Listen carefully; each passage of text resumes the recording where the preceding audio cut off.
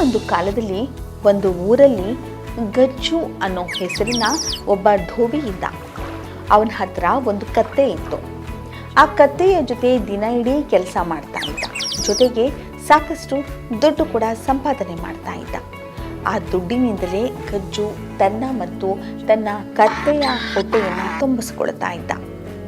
ಗಜ್ಜು ಬಡವನಾಗಿದ್ದ. ಹಾಗಾಗಿ ತನ್ನ ಕತ್ತೆಗೆ ದಿನಾಲೂ ಒಣ ಹುಲ್ಲು ತಿನ್ನಿಸುವಷ್ಟು ಮಾತ್ರ ಶಕ್ತನಾಗಿದ್ದ.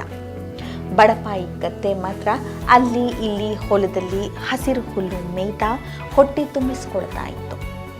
ಏನು ಸಿಗುತ್ತೋ ಅದನ್ನೇ ತಿಂದು ಹೊಟ್ಟೆ ತುಂಬಿಸ್ಕೊಳ್ತಾ ಇತ್ತು.